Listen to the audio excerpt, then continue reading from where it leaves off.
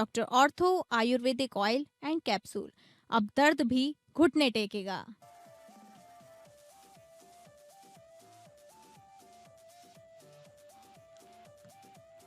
थोड़ी देर में बारामती में अजित पवार की अंतिम यात्रा। चाचा शरद पवार, गृह मंत्री अमित शाह समेत केंद्र और अन्य राज्यों के बड़े नेता शरीक। बजट सत्र का आज दूसरा दिन। वित्त मंत्री निर्मला सीतारमण संसद में आर्थिक सर्वे करेंगी पेश। लैंड फॉर जॉब केस में दिल्ली की राउज एवेन्यू कोर्ट में आज सुनवाई के दौरान लालू परिवार के सदस्य कोर्ट में पेश हो सकते हैं।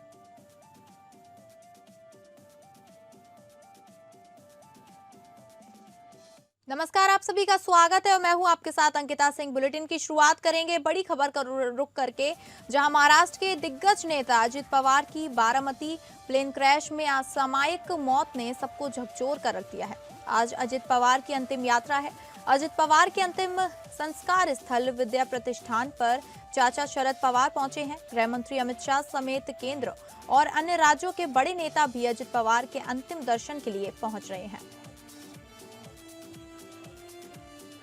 आपको बता दें, महाराष्ट्र के दिग्गज नेता अजित पवार की बारामती प्लेन क्रैश में असामयिक मौत ने सबको झकझोर कर रख दिया है। आज अजित पवार की अंतिम यात्रा है। उनका अंतिम संस्कार 11 बजे होगा। अजित पवार के अंतिम संस्कार स्थल विद्या प्रतिष्ठान पर चाचा शरद पवार पहुंचे हैं। वहीं गृह मंत्री अमित शाह भी उनके साथ साथ केंद्र और अन्य राज्यों के बड़े नेता भी अजित पवार के अंतिम दर्शन के लिए पहुंच रहे हैं।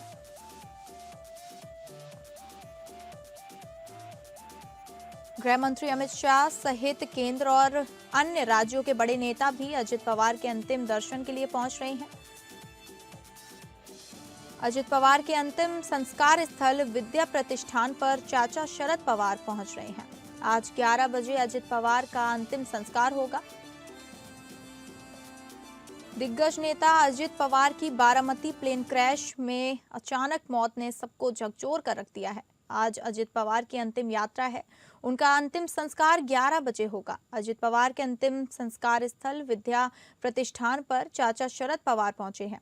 वहीं गृह मंत्री अमित शाह समेत केंद्र और अन्य राज्यों के बड़े नेता भी अजित पवार के अंतिम दर्शन के लिए पहुंच रहे हैं।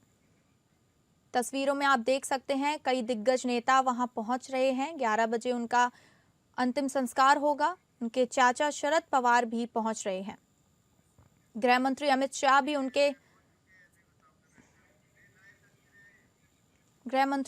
भी वहां पहुंच चुके हैं।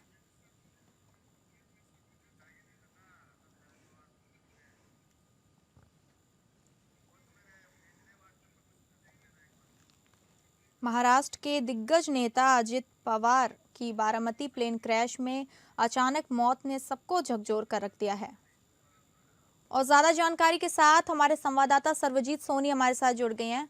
सर्वजीत, अंतिम संस्कार कितनी देर में होगा और कौन कौन दिग्गज नेता और कौन कौन से लोग वहां पहुंच चुके हैं अभी? जी, अजित पवार का जो शव है वो गाड़ियों में फूलों को सजाकर जो उनके जो गांव है और वहां पे दर्शन कराया जा रहा है। हालांकि अंतिम दर्शन की जा रही है और वहीं जो काफी जो लोग हैं अंतिम दर्शन के लिए वहां पे भीड़ लगाए पड़े हैं और वहां से जो है अजित पवार के अंतिम दर्शन करते हुए जो यहाँ पे जो अंतिम संस्कार की जो प्रक्रिया है वहाँ पे 11 बजे की जाएगी। वहाँ पे बड़े जो हैं वहाँ पे उपलब्ध वहाँ पे पहुंच चुके हैं। वहीं अजित पवार के अंतिम दर्शन के लिए कभी राजनेता वहाँ पे पहुंच चुके हैं। अमित शाह भी कुछ ही मिनटों में वहाँ पहुंचेंगे, ऐसी जानकारी है। और बीजेपी अध्यक्ष नितिन नवीन भी वहाँ पे पहुंचेंगे और महाराष्ट्र के सभी दिग्गज नेता वहाँ पे पहुंच चुके हैं। तो अंतिम दर्शन के लिए जो प्रक्रिया है वो पूरी तरह से 11 बजे जो है पूरी की जाएगी। हालांकि अंतिम दर्शन के लिए बड़े पैमाने पर वहाँ पे जो भीड़ लगी हुई है और अंतिम दर्शन करने के लिए जो उनका जो मेन उनका जो गाँव है जहाँ से उन्होंने राजनीतिक करियर स्टार्ट किया था, वहाँ पे उनका जो है वो सब वहाँ पे अंतिम दर्शन के लिए जो किया जा रहा है। वहाँ से लोग वहाँ पे इकट्ठा हुए हैं। वो अजित पवार के अमर रहे के नारे के साथ जो है उनका वो कर रहे हैं। अजित पवार वापस आ जाएं, ऐसे भी नारे लगाए जा रहे हैं। तो अजित पवार की जो अंतिम विदाई को लेकर लोग काफी भावुक हैं और वहां से जो है जो अब भारतीय विद्यापीठ लाया जाएगा, वहां पे जो अंतिम जो है प्रक्रिया है, जो अंतिम संस्कार की जो प्रक्रिया है वो 11 बजे वहां पे पूरी की जाएगी। जी ठीक है, बहुत बहुत धन्यवाद आपका जानकारी साझा करने के लिए।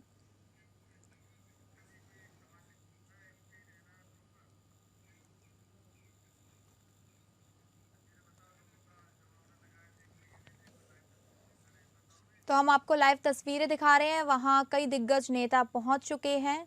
शरद पवार भी मौजूद हैं और कुछ ही देर में गृह मंत्री अमित शाह भी आने वाले हैं। तस्वीरों में आप देख सकते हैं कई लोग वहां पहुंच चुके हैं। लोगों की बहुत भारी भीड़ देखने को दिख रही है। बड़ी संख्या में लोग वहां पहुंचे हुए हैं अजित पवार को अंतिम दर्शन के लिए। इन तस्वीरों में आप साफ देख सकते हैं लोगों का जमावड़ा काफी दूर तक देखा जा सकता है। आज 11 बजे अजित पवार का अंतिम संस्कार होगा। शरद पवार, उनके चाचा वहां पहुंच चुके हैं और कुछ ही देर में गृह मंत्री अमित शाह भी वहां पहुंच जाएंगे। तस्वीरों में आप साफ देख सकते हैं कि कितनी भारी भरकम भीड़ वहां पहुंच चुकी है उनके अंतिम दर्शन को देखने के लिए।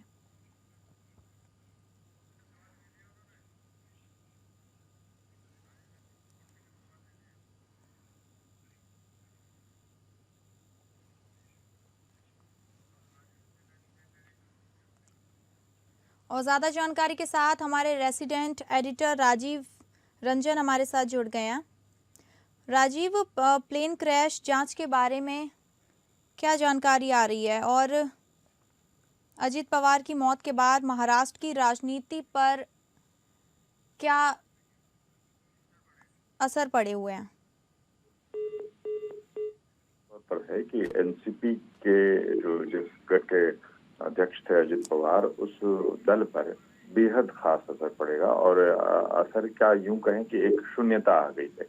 अब सेकंड लीड के कौन लीडर होंगे इस पर मंथन जरूर चलेगा, लेकिन जिस तरीके से एनसीपी और बीजेपी और शिवसेना के बीच में एक गठबंधन था वो अब कमजोर होता नजर जरूर आ सकता है, क्योंकि जिस तरीके से अजित पवार के जाने के बाद उस दल के जितने भी नेता हैं अभी इस बात से, इस दुख से उबरने में उन्हें काफी वक्त लग सकता है। लिहाजा कामकाज पर भी असर आने के साथ साथ जो एक जुड़ाव था, हालांकि शिंदे और एकनाथ शिंदे जी और मुख्यमंत्री देवेंद्र फडणवीस ने जाके अजित पवार के परिवार से मुलाकात भी की और सुमित्रा पवार जिस तरीके से अजित पवार के साथ अजित पवार की पत्नी थी, उन्हें ढाढ़स भी बंधाया कि हम साथ साथ हैं, कभी ऐसी कोई कमी नहीं। क्योंकि एकनाथ शिंदे ने स्पष्ट तौर पर कहा कि मैंने अपने एक बड़े भाई को खो दिया। ये बड़े भाई के तौर पर अजित पवार को बराबर देखते थे।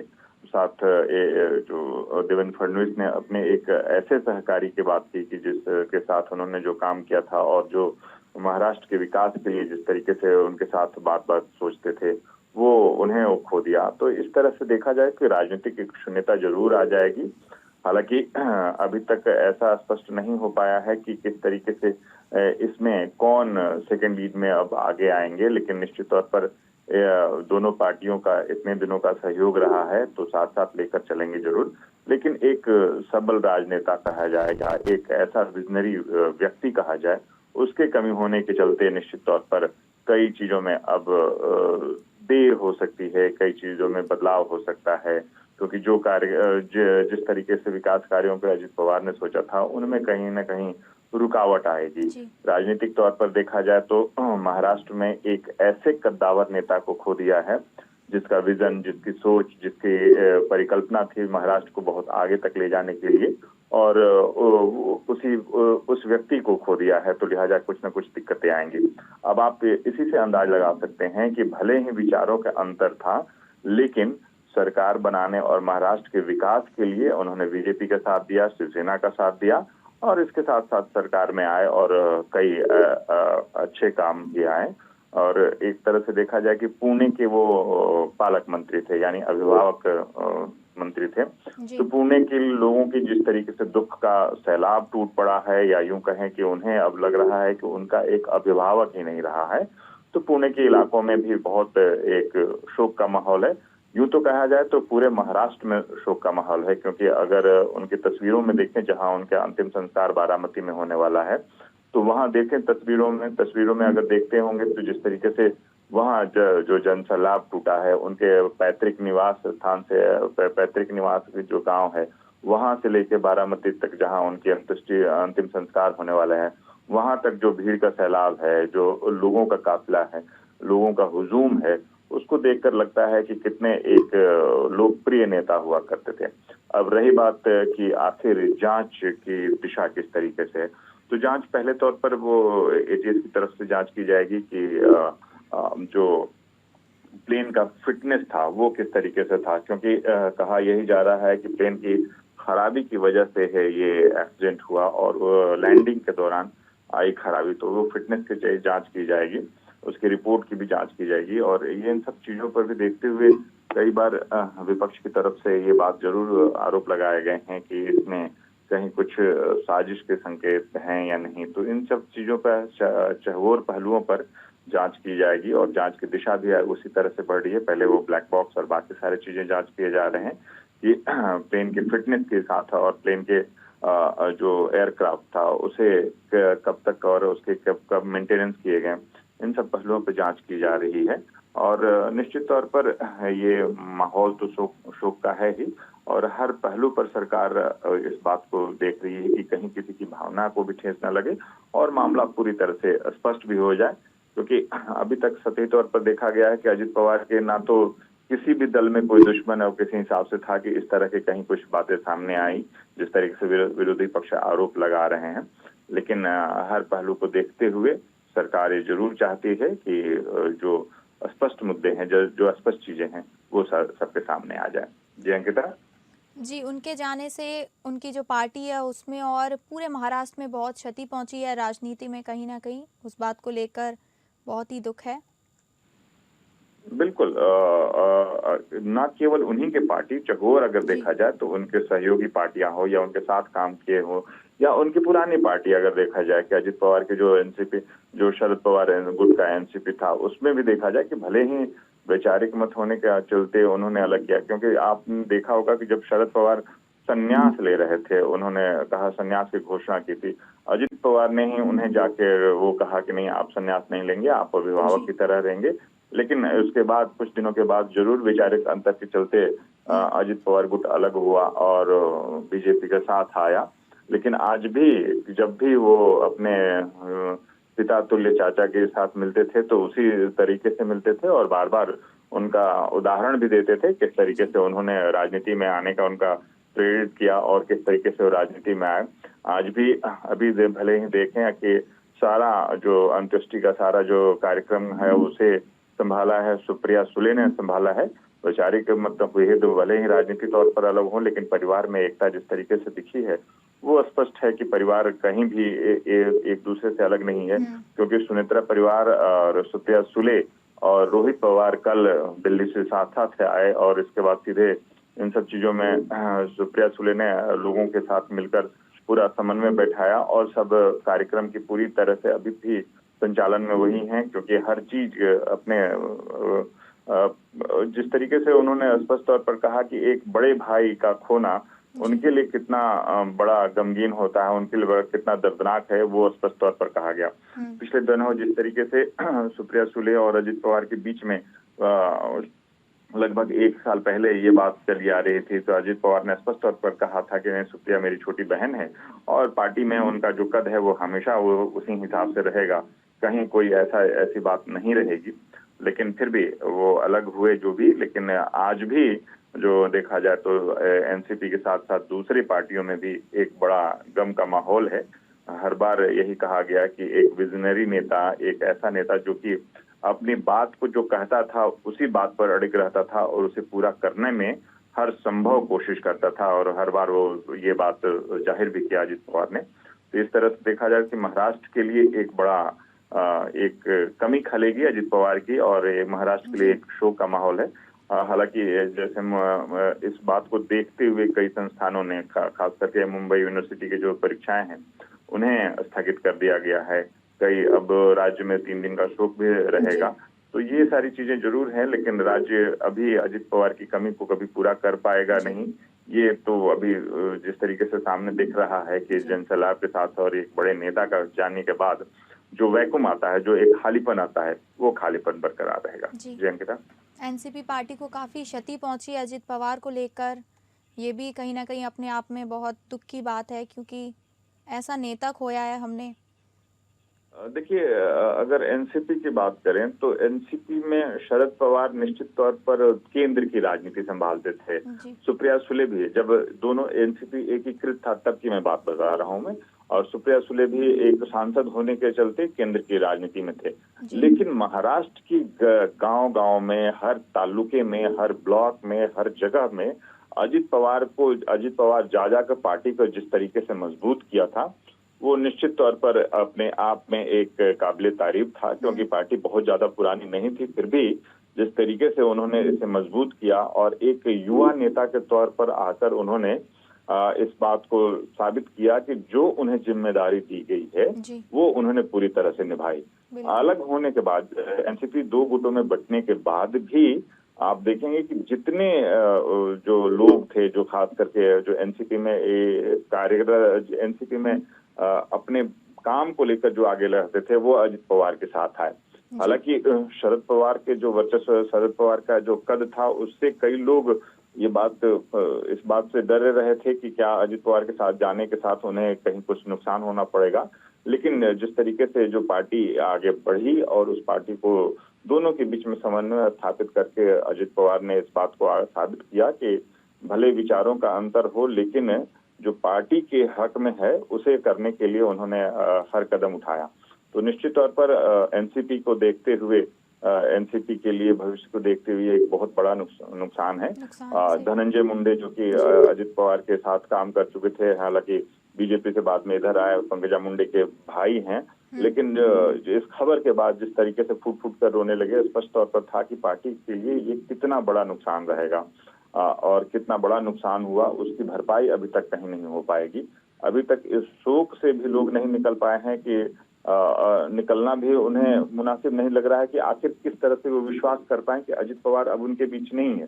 2 दिन पहले जिस तरीके से उनके जो अलग अलग चुनावी भाषण थे, उस भाषण को आज भी लोगों में ट्रेंड हो चुका है। लोग उसे भी एक दूसरे तक शेयर कर रहे हैं, जिसमें स्पष्ट तौर पर अजित पवार ने अपने विजन के बारे में बताया था कि आखिर उनका विजन क्या है, किस तरीके से वो पार्टी को और पार्टी के कार्यकर्ताओं को देखते हैं।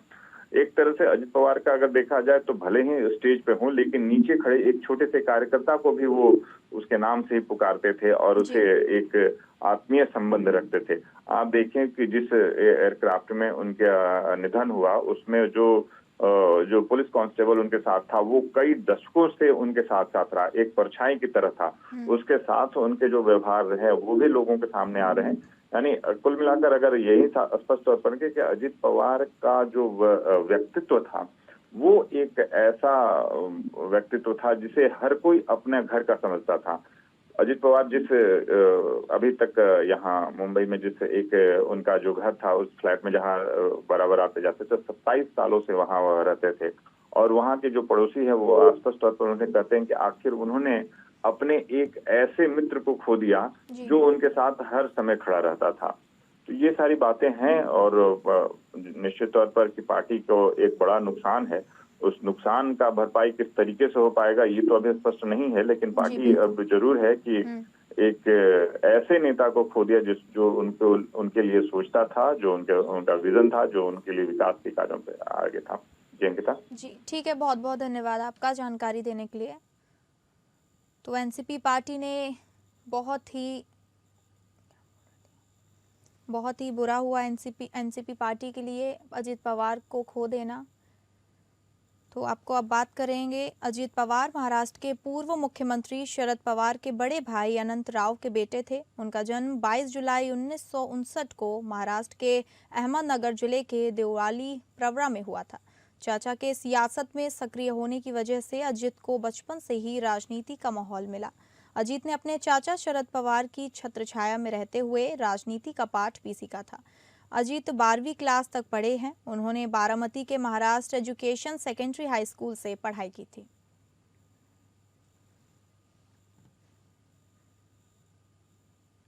तो फिलहाल इस बुलेटिन में इतना ही। नमस्कार।